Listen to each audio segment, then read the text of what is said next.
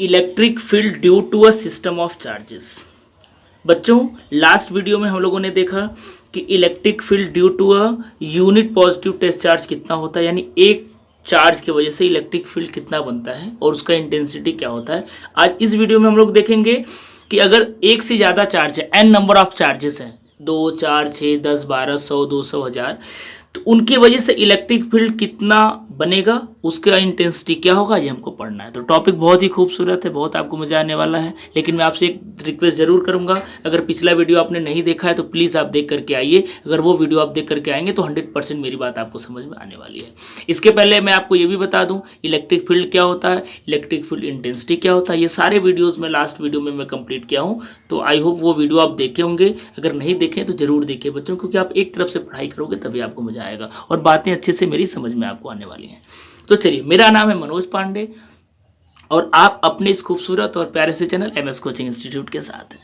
तो चलिए, आज का टॉपिक हम लोग करते हैं start, electric field due to a system of charges. अब देखिए, यहाँ पर सिस्टम ऑफ चार्जेस का बात हो रहा है, मतलब एक से ज़्यादा चार्ज होंगे और उन चार्जेस की वजह से हम लोग एक टेस्ट चार्ज लाएंगे इलेक्ट्रिक फील्ड में। वो कितना इलेक्ट्रिक फील्ड एक्सपीरियंस करेगा, ये हमको समझना है। तो चलिए देखिए, मैं क्या लिखा हूँ। Let we consider n point charges q1, q2, q3 dot dot dot qn with positive vector r1, sorry positive नहीं होगा, पोजीशन वेक्टर होगा, r1, r2, r3 dot dot dot rn exert force f1, f2, f3 dot dot dot fn on test charge q0 placed at the origin O। मतलब क्या हुआ, हम लोगों ने एक टेस्ट चार्ज यहाँ ओरिजिन q0 रखा इस पॉइंट P पर। अब इसके आसपास बहुत सारे चार्जेस हैं, सभी चार्जेस को नहीं दिखा सकते, तो कुछ चार्जेस हमने ले लिया Q1, Q2, Q3 dot dot dot Qn, और इन चार्जेस की वजह से यहाँ पर इलेक्ट्रिक फील्ड आसपास बनेगा। तो Q1 की वजह से जो इलेक्ट्रिक फील्ड बन रहा है वो E1 बन रहा है, Q2 की वजह से जो इलेक्ट्रिक फील्ड बन रहा है E2 बन रहा है, वैसे ही Q3 से यहाँ पर E3 बनेगा, Qn से En बनेगा। ऐसे जितने भी चार्ज रहेंगे सबके वजह से इलेक्ट्रिक फील्ड बनेगा। अच्छा, इलेक्ट्रिक फील्ड बनेगा तो चूंकि ये सभी पॉजिटिव चार्ज हैं और एक चार्ज ये भी है, तो इन दोनों चार्जेस के बीच जितने भी पेयर्स बन रहे हैं सबके बीच इलेक्ट्रोस्टैटिक फोर्स भी लगेगा अकॉर्डिंग टू कूलॉम्स लॉ। भाई ये Q0 इसके वजह से भी फोर्स का एक्सपीरियंस करेगा, इसके वजह से भी करेगा, इसके वजह से भी करेगा, इसके वजह से भी करेगा, यानी जितने भी यहाँ पर चार्जेस रहेंगे सबके वजह से वो इलेक्ट्रिक फील्ड का भी एक्सपीरियंस करेगा और फोर्स का भी एक्सपीरियंस करेगा। ये तो बात आप लास्ट वीडियो में बहुत अच्छे से समझ चुके हैं। तो हमको यही दिखाना है कि Q0 नेट इलेक्ट्रिक फील्ड कितना यहाँ पर जो बन रहा है उसके वजह से ये कितना इलेक्ट्रिक फील्ड एक्सपीरियंस कर रहा है टेस्ट चार्ज, वो हमको क्या करना है इस वीडियो में निकालना है। तो आई होप यहाँ तक आपको मेरी बात समझ में आ गई होगी। अब चलिए हम लोग करते हैं स्टार्ट। हम लोग करेंगे क्या, इन दोनों चार्जेस के बीच जो लगने वाला फोर्स होगा उसको निकालेंगे और वहाँ से इलेक्ट्रिक फील्ड निकालेंगे, क्योंकि आपको पता है इलेक्ट्रिक फील्ड E बराबर F बाई क्या होता है Q0।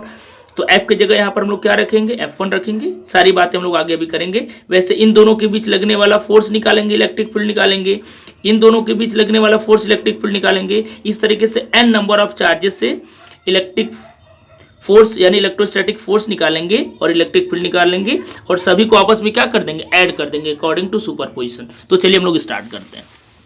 चलिए देखिए, मैं ऑलरेडी राइट करके रखा हूं ताकि बच्चों आपको समझने में आसानी हो, आप बहुत अच्छे से आसानी से मेरी बात को समझ सको, टाइम भी आपका बचे। ठीक है, अब देखिए हमने क्या लिखा है यहाँ पर, force on test charge Q0 due to source charge Q1। अब Q0 जो पहला चार्ज था, Q1 की वजह से Q0 कितना फोर्स एक्सपीरियंस करेगा, तो अकॉर्डिंग टू कूलॉम्स लॉ अब वो फोर्स हम F1 लिख रहे हैं क्योंकि चार्ज Q1 है, तो उसी के अकॉर्डिंग हमने फोर्स को F1 लिखा।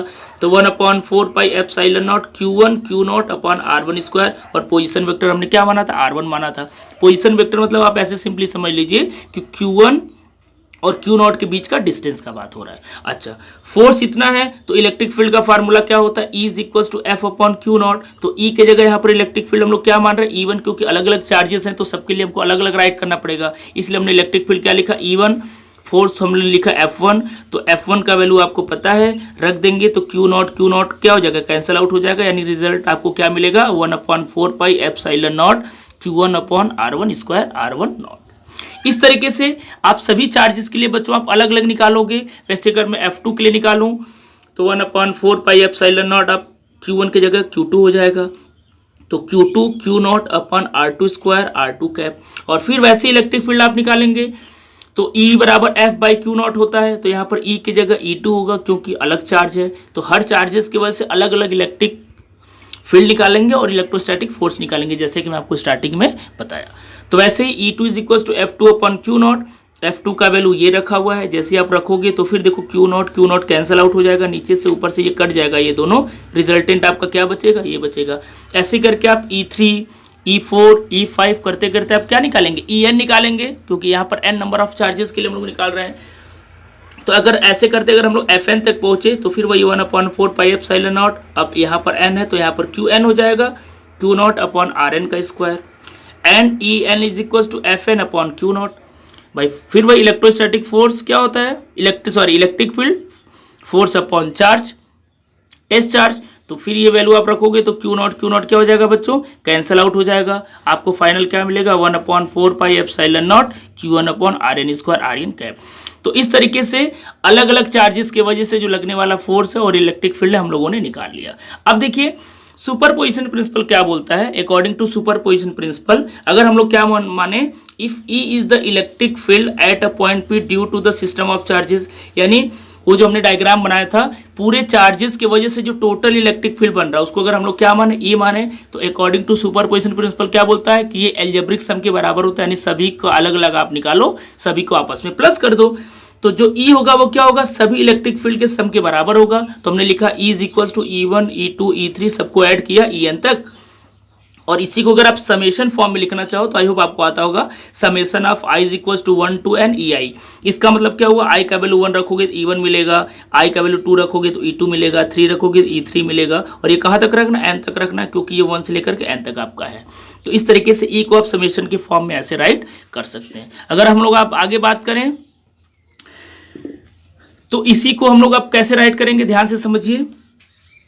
From above E is equals to ये हो गया। अब देखिए EI का जो वैल्यू है वो हम लोग कैसे रखेंगे, तो देखो इलेक्ट्रिक फील्ड का तो फार्मूला यही होता है ना, F अपॉन क्यू नॉट, और ये देखिए हम लोग यहाँ पर निकाल करके भी रखें, ये देखिए आप En is equal to 1/4 pi epsilon naught Q1 upon Rn square. अब चूंकि हमको इसको क्या करना, I के फॉर्म में लिखना है, तो इसी को हम लोग I के फॉर्म में कैसे लिखेंगे, E is equal to summation of I is equal to 1 to n 1/4 pi epsilon naught, n की जगह यहाँ पर क्या लिख देंगे, QI और RI।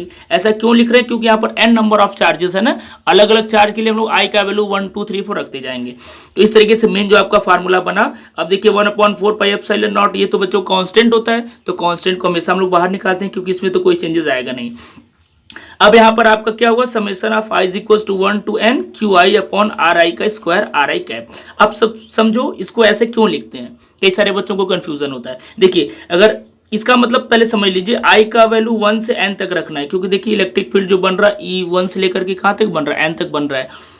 अब अगर अभी आप यहाँ पे वैल्यू आप क्या रखोगे, 1 रखोगे, तो यहाँ भी 1 हो जाएगा, यानी Q1 बाई R1, तो पहला इलेक्ट्रिक फील्ड आपको E1 मिल जाएगा। 2 रखोगे तो यहाँ पर भी 2, यहाँ पर भी 2, यहाँ पर भी 2, तो Q2 R2 square R2 cap. वैसे ही 3 रखोगे, यानी आप 1 से लेकर के n तक रख सकते हो, समेशन का मतलब ये होता है। उसी को शॉर्ट फॉर्म में हम लोग इस तरीके से लिखते हैं। तो इस तरीके से बच्चों electric field due to a system of charges आप बहुत आसानी से निकाल सकते हो। आई होप आपको मेरी बात बहुत अच्छे से समझ में आई होगी। आपने सिंगल चार्ज की वजह से भी इलेक्ट्रिक फील्ड निकाल लिया और due to system of charges वो भी आपने निकाल लिया, ठीक है। तो नेक्स्ट वीडियो में हम लोग इलेक्ट्रिक फील्ड लाइंस की कुछ प्रॉपर्टीज को देखेंगे, यानी इलेक्ट्रिक फील्ड लाइंस की क्या क्या प्रॉपर्टी होती है वो हम लोग पढ़ेंगे। तो इस वीडियो में यहीं तक, नेक्स्ट वीडियो में टॉपिक आपको ऑलरेडी बता दिया, उसके साथ मिलेंगे, तब तक के लिए थैंक यू सो मच।